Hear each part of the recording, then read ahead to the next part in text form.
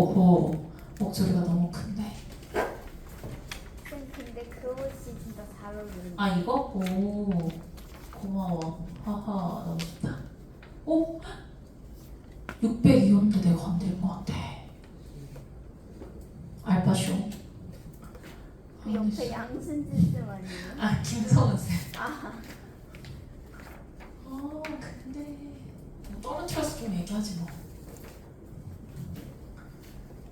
김성은 쌤 저번에 얘기하지 않았어? 조교 막 이름 부르. 은영아, 은영아.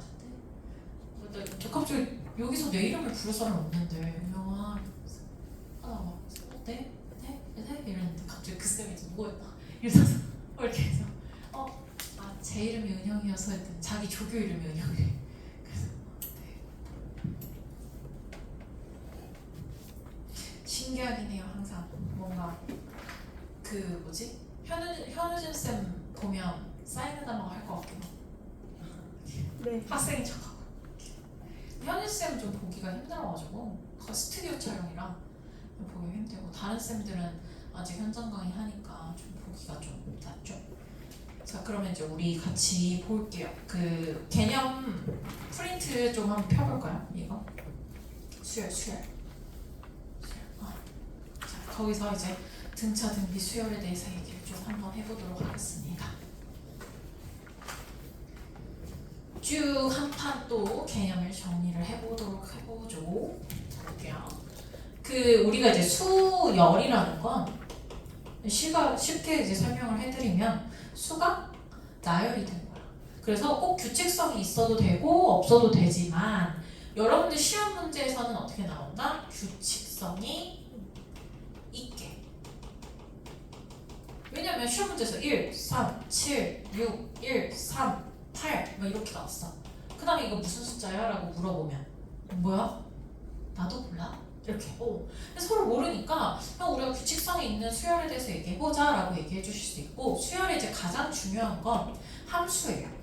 자연수로부터 어디까지? 실수까지. 리얼 넘버여서 R이라고 많이 쓰고요. 자연수는 내추럴 넘버, 자연 넘버라고 해서 N을 많이 씁니다. 그래서 우리가 이제 수열이라는 함수인데 이제 여기서 판단하실 때 이 자연수의 의미가 굉장히 필요해요. 자, 첫 번째 자연수의 의미에 대해서 이거 필기해볼게. 첫 번째로는 자연수는 순서의 개념이 있더라 라고 얘기를 해주실 수 있고요. 자연수는요 1, 2, 3, 4 간격이 일정해요. 그래서 간격이 일정한 수입니다 라고 얘기를 해주실 수 있어요. 자 그리고 나서 이제 우리가 항들에 대해서 이제 관찰을 해볼 건데 자 6, 8, 10 이렇게 쭉 되셨을 때 1항을 첫 번째입니다, 두 번째입니다, 세 번째입니다, 네 번째입니다 이렇게 쭉 나열해서 표현을 해주시겠죠. 자 그래서 이렇게 숫자를 다 나열하기가 너무 어려우니까 우리가 일반항을 표현을 하실 수 하고요. 일반항은 n번째 항을 표현할 건데 여러분들이 이제 제일 중요한 게 자 볼게. 첫 번째, 두 번째, 세 번째, 네 번째, 다섯 번째야. 다섯 번째 항이에요. 근데 항의 개수 몇 개요?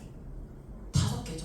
그래서 여러분들이 개수라는 의미랑 몇 번째 라는 의미가 계속 왔다 갔다 하시면서 쓰일 거예요. 그래서 10번째 항이에요 라는 의미는 1항부터 10번째는 얘 항 개수 몇 개예요? 10개예요 라고 해석을 해주실 거라서 여러분들이 이 첨자에 대해서 굉장히 중요하게 생각해 주셔야 되더라 라고 얘기를 해주실 수 있어요. 자 그리고 나서 하나만 개념 더 얘기를 좀 해볼게요. 자 홀수의 순서 찾기. 이렇게 이제 개념에는 사실 없는데 이제 어떻게 순서를 찾으시면 되냐? 스텝 1 1을 더한다. 스텝 2 2로 나눈다. 자 그러면 한번 봐보도록 할게요.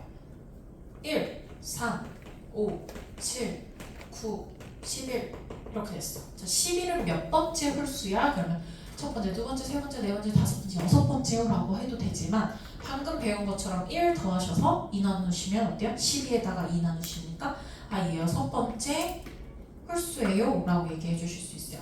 자 그럼 얘들아 51은 몇 번째 홀수야? 26번째 홀수입니다 라고 얘기해 주실 수 있고 101은 몇 번째 홀수예요? 그러면 51번째 홀수입니다. 그리고 37은 몇 번째 홀수다?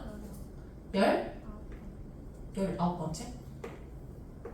19번째 홀수입니다. 자, 그래서 몇 번째 홀수인지를 판단해 주시는 거. 여러분들이 짝수, 홀수 중에 짝수는 몇 번째 홀수인지 제일 편해. 2로 나누시면 되잖아. 근데 홀수는 자꾸 인지를 못 하시니까 이걸로 이제 자꾸 첫 번째 순서를 얘기하실 거다라고 얘기할 수 있고요. 자, 뒷장으로 넘어가셔서 67쪽 보도록 하겠습니다. 자, 이제 수열에서는 사실 여러분들한테 시험 문제에서 등차 수열, 등비 수열, 그 외의 수열이 나와요. 그래서 등차 수열과 등비 수열은 단원이 정해져 있기 때문에 수열 문제가 나왔어. 그러면 내가 아는 정보 써야지. 이게 가장 기본 마인드라고 생각을 해주시면 되고, 자 등차 수열에서는 뭐가 제일 중요할까? 차입니다. 그래서 여러분들 등차 수열에서는 빼기가 굉장히 중요해요 라고 얘기를 해주실 수 있어. 차례대로 우리가 등차 같은 일정한 숫자가 더해집니다. 그 일정한 숫자는 공차예요 라고 얘기를 해주시지만 원래 수열의 이제 등차 수열에 처음 발생한 의미는 뭐가 되느냐, 두 번째 항에서 첫 번째 항을 뺀 거, 세 번째 항에서 두 번째 항을 뺀 거, 네 번째 항에서 세 번째 항을 뺀 게 계속 같아요 라는 의미로 해석되실 수 있어요. 그래서 빼기가 굉장히 중요하고, 처음에 이제 우리가 이런 식으로 얘기하실 수 있죠. 네 번째 항은 첫 번째 항에서 D가 몇 번 더해지네야? 3번 더해지네야. 10번째 항은 첫 번째에서 D가 몇 번 더해졌어? 9번 더해졌어? 뭐 이런 식으로 하셔서 최종적으로 여러분들이 일반항이라는 걸 배워요. 근데 일반항은 A에는 A1 더하기 N-1 D더라 라고 얘기해 주실 수 있는데, 이게 만능이에요. 그러니까 어떤 문제가 나와도 일반항 표현으로 쓰시는 거 너무 잘한 거 맞아. 근데 이제 오늘 조금 학습할 내용은 이미 하고 있으신 친구도 있겠지만, 자 이런 식으로 해석을 좀 한번 해볼 거예요. 자, DN으로? 맞는 것 같아요. 그거 맞아. 맞아. 함수처럼 맞는 것 같아요. 자 볼게요. 상황은 1항으로 뺄 거야 라고 얘기를 해주실 수 있는데, 자 3항은 어때요? A 더하기 2D잖아. 그런데 3 빼기 1은 2D입니다 이렇게 해석해 주실 거야. 그리고 5항은 1항을 뺄 거야 라는 거. 5항은 어떻게 돼요? 첫 항 더하기 4D니까 5 빼기 1은 4D입니다 라고 해석을 해주실 거죠. 자 A의 99항 빼기 A의 40항입니다 라고 하시면 A 더하기 89D라고 바꾸고 A 더하기 39D라고 바꾸시는 게 아니라 첨자 99에서 40 빼시면 얼만큼 차이 나더라? 59D입니다 라고 얘기를 해주실 수 거다. 그래서 우리가 이제 앞으로 등차 수열은 좀 빼기로 좀 잡고 보셔야 된다라고 생각을 해주실 수 있고, 그 다음에 두 번째, 여러분들 등차 수열의 표현에 대해서 얘기를 좀 한번 해볼게요. 자, 등차 수열의 표현에서 보시면 얘는 나중에 수열의 기하적 정의에서 굉장히 많이 중요한데, 자 등차 수열의 표현 한번 볼게요.